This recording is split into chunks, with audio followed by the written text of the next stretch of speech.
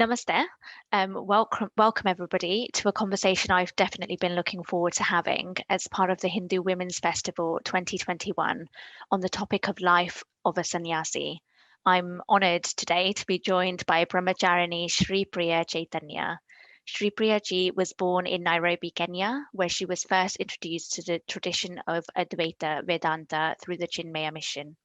Her family emigrated to London in her childhood, and she continued attending youth classes with the organisation. After graduating with a bachelor's degree in politics from the University of York, she took part in a one-year service-oriented programme for youth offered by Chinmaya Mission in India, and spent time volunteering at educational institutions in Chennai. Inspired by this experience and previous exposure to scriptural studies, she joined a 2-year residential Vedanta course at the Sandipani Sadhanalaya ashram in Mumbai and was initiated into the monastic order in September 2016. She is now the resident teacher of Chinmaya Mission in the UK and shares the message of Advaita Vedanta through the discourses and study groups, workshops, and retreats. Shri Priya ji, thank you so much for taking time out to speak with me today. Thank you for having me. No problem.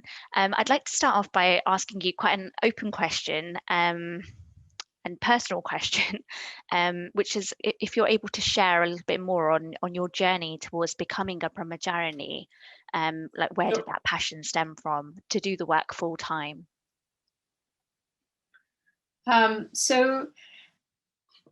It's an interesting question because I don't think I ever planned to become a brahmachari as such. It's more that the sort of the path that I was led on brought me to a point where that made the most sense as a decision in terms of what I kind of would be interested in doing just for the rest of my life. So really what brought me to that 2 years of study in the ashram, which is the point at which, you know, the students are given a choice to be initiated as brahmacharis or not, which is where we took the decision to do so. What brought me there was really just a kind of a deep interest in Vedanta and to study more about scriptures for myself and to kind of really get into the message of the scriptures. So that's really kind of what has led me to be a brahmachari, to take that initiation, or to be given that initiation rather. Okay. That's interesting that you say it kind of, you didn't make that decision as such. It was more that you were led towards that. Yeah, that's really interesting way to put it. And I just wondered how your family and friends took that decision. As a woman who chooses this path, it's not necessarily the norm. So what was the reaction from others around you? My family were involved with Chinmaya Mission since I was young, so they were very familiar with the organization, how it works, and also with other teachers within Chinmaya Mission, other sort of Swamins, Brahmacharians. So I think that familiarity helped, but at the same time, I think, you know, for any parent, when their child is choosing to do something slightly different than the usual kind of choices, there's always a kind of worry or hesitation. But I'm very lucky in that, having made that choice, my family has been very, you know, always been incredibly supportive of you know, the path that I've chosen. Yeah. And in terms of friendships and you know, social interaction and things like that, has that changed much since becoming a brahmacharini? Have you had to kind of change how you live your life, you know, your typical days? How has that evolved over that time? Sure. So in terms of friendships, I think it definitely has an impact, because you sort of when we go away for this 2-year course, you kind of have sort of radio silence, you know, for 2 years. then you come back, and as soon as we come back, we're kind of, as brahmacharis, we are, we have various responsibilities to take up. So I think that kind of it definitely has an impact on friendships. But it's, as with anyone and close friends, it's a sort of those friendships where you have the ability to just kind of pick up where you left off. Those the kind of relationships that that are the same for everyone, I think. But in terms of kind of day to day, that's definitely changed, because I think before, we're all trying to sort of fit in our study and reflection around a kind of typical working day.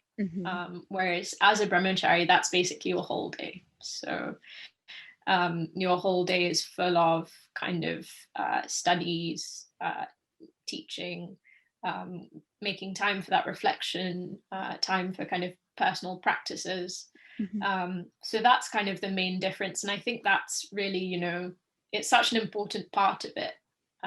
It's such an important part of, it's not really even a part of it, it's actually the whole of kind of, being a brahmachari, is that you're kind of committing full time to something that otherwise if you're working and have a family, you kind of have maybe an hour in the evening, half an hour in the morning to sort of squeeze in these kind of things. Whereas it's basically my whole day. So I feel very lucky in that sense to be able to just have time just for this.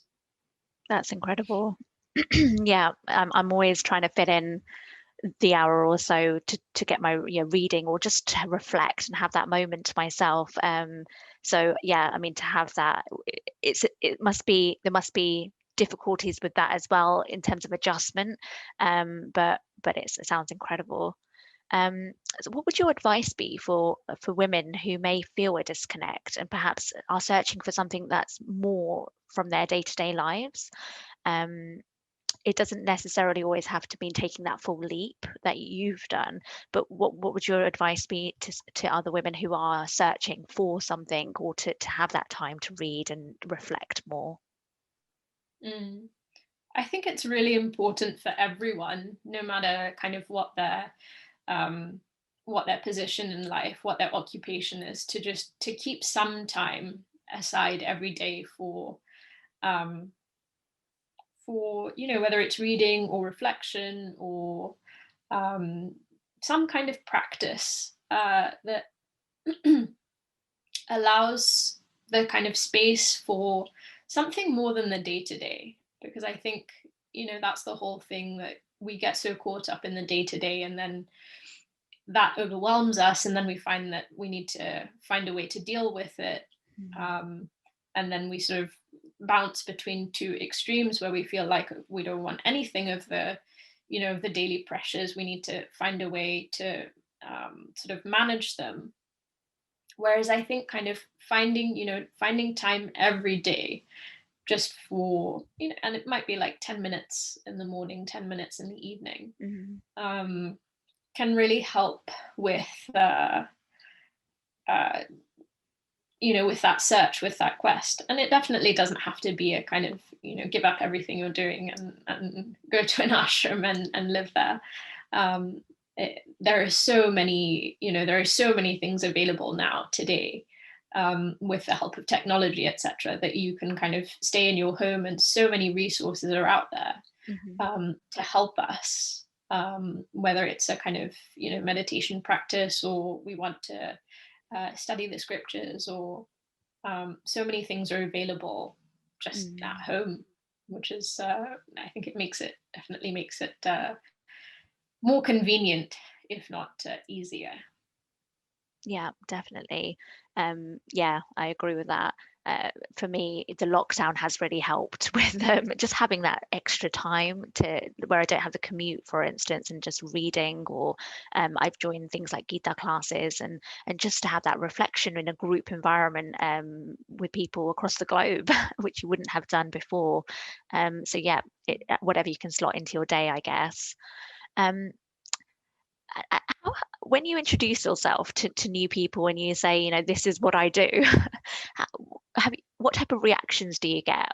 How does society view, you know, you and your role, and what you do? I think it's an interesting question, because in what I do, I think I come into contact probably with perhaps a kind of limited section of society who are interested in whether it's Hinduism or Vedanta. Um, and so I think those people already have a respect for kind of the, you know, the teachings of this philosophy and the kind of lifestyle that is encouraged. And so I think when they meet someone like us, when they meet brahmacharis, then they're sort of very often the reaction is, wow, but you're, you know, you're so young, and it's so wonderful that you've made this choice. And I think certainly for myself as well, I've had that a few times, that I think I look a lot younger than I am. People are quite surprised. So I think people are sort of people are accepting, people are interested, people are curious, people are kind of not envious is not the word. But you know, one phrase that we hear quite often is, I wish I'd, you know, I wish I'd done what you've done, and I wish I had you know, explored this at a younger age. So these are the kind of responses that that we get, or that at least I have got interacting with people. Yeah, absolutely. I mean, for me, the thought that comes into mind is it's incredibly brave at that younger age to make that decision, which is outside of the norm, I guess. And I guess you were surrounded by people who had done that, or had, you know, you'd been in those environments. But I guess for people outside of that, it's very new. So a lot of questions would probably come up. But you know, it's fascinating. I guess that leads to the next question, which is, would it be different if you were a male who had made this decision? Is it still very male heavy in terms of those who go ahead and you know, decide to renunciate like and material possessions and you know, take these decisions, especially in India, for instance, you hear more of men making these decisions. Um, at least within Chinmaya Mission, we're incredibly kind of blessed to have had someone like Swami Chinmayananda, who was incredibly visionary in the way that he approached these kinds of things.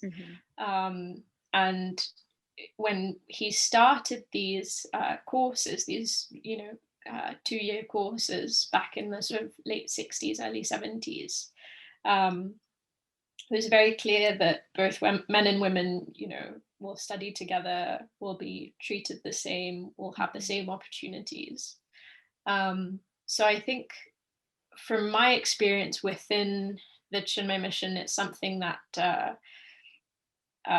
is great to see that, you know, there are sort of there are a few differences in the way that female and male students are treated. In terms of, are there less women who take Brahmacharya Diksha? There were certainly less in the course that I studied, but that's also because there were more male students compared to female students. So the yeah, so I think that's, maybe it's a trend that you can find. But I think it's also because there are less female students, and that I think is still, there is still a reluctance on the part of families to allow girls to go away and study in this way. You know, even if they say, I just want to study, I'm not necessarily going to, you know, be initiated at the end of it. I think families are still quite reluctant to allow girls to take up the opportunities that are available. Yeah. So yeah. Definitely, yeah. I think that's what it is. It's the kind of the daughters. I think it's changing massively, but the daughters historically would kind of be in the home a lot more, and to go off to India for a year or 2 years is a, you know, for as a parent, whether it's a son or a daughter, you know, it's a big thing to happen. Um, Yeah, but yeah, I it's think, incredible that your family were so supportive of that, and you know, to see where you've now yeah, got to from it. definitely. I think a big part of it is the trust, because, you know, when parents are sending children away, they have to be able to trust that, you know, they'll be taken care of, and they're not going to kind of come into any danger or anything. So I think that's the thing that really that takes time. And that's where I guess I was lucky in that my parents were very familiar with Chinmaya Mission and completely kind of, you know how the organization works, and therefore didn't have those kind of hesitations. Mm, Um, so, but I agree. I think, you know, like you said, things are changing, thankfully. So yeah, that's a great thing to absolutely. see. Yeah, definitely. And just out of curiosity, how many Brahmacharinis are there in Britain, for instance? Are you the only one? Are there many? It's a good question. Sorry, it's a bit of a off From topic. no, not at all.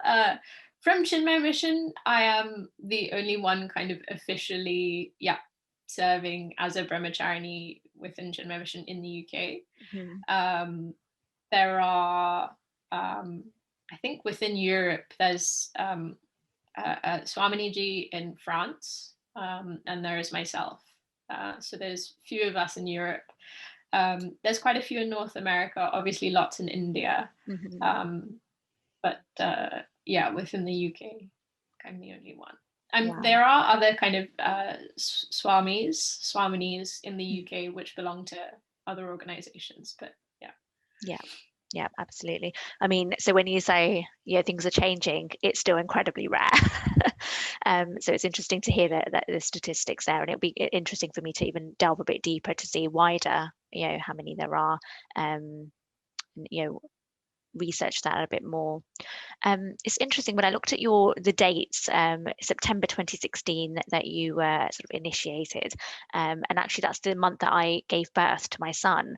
And it's interesting how different a path that we've taken, but you know, I'm still somebody that has a lot of interest in reading scriptures and learning and developing myself, and especially now for my son's sake, for him to develop himself. How can someone like me, or just a general person who's working full time, and you know, have families, add value to society and fulfill a life of seva or service without taking a leap that, you know, might not be possible for us? Mm. So the first thing is it is possible, right? That's the great thing, that it doesn't require a complete change of lifestyle. And this is one of the main teachings that we find in the scriptures, particularly in the Bhagavad Gita, right? The idea of karma yoga. Um, and karma yoga essentially means to do one's duty Mhm. with a sense of dedication and surrender and acceptance. And we all have a duty to perform, right? We all occupy different roles in society, Mhm. whatever they are. And therefore, to really make a contribution, all that's required is for us um, to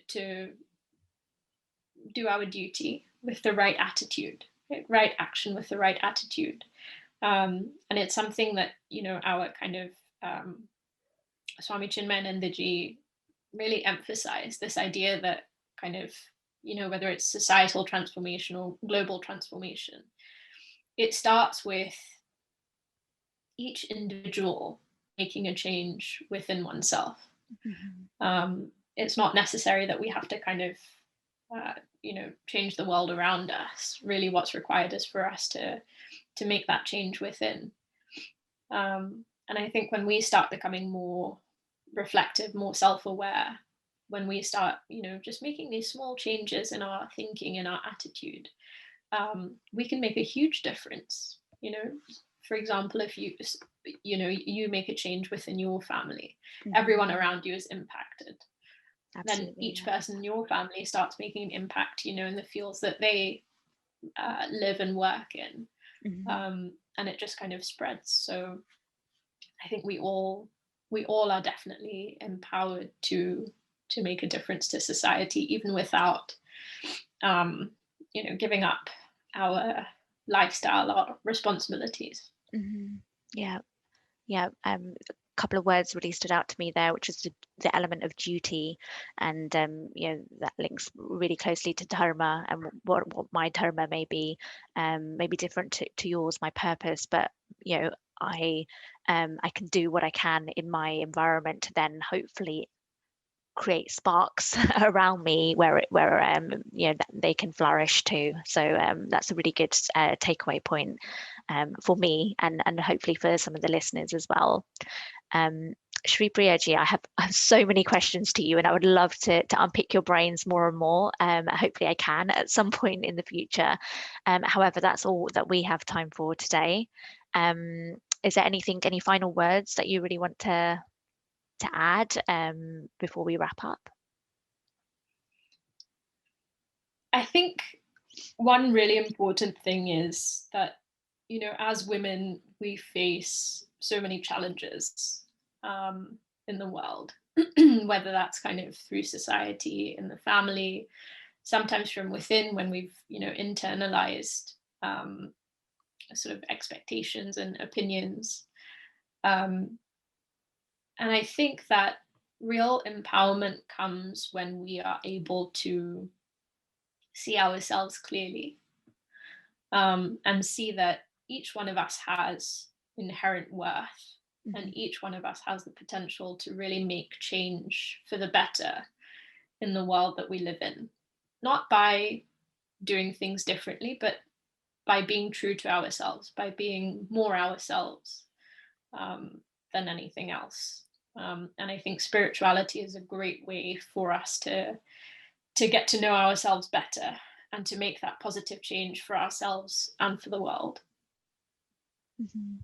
Thank you. That's the perfect words to end with, and it's inspired me to think about how my day to day, what I can add, and the little nuggets that I can kind of impart to my son as well. So thank you so much for sharing your valuable insight, and I'm hopefully can attend one of your workshops or study programs in the future.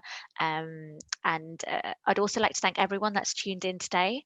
If you have any follow-up questions, please do get in touch with Beyond the Bindi. And I hope that you all enjoy the remainder of the Hindu Women's Festival and have a lovely day. Namaste and Dhanyavad.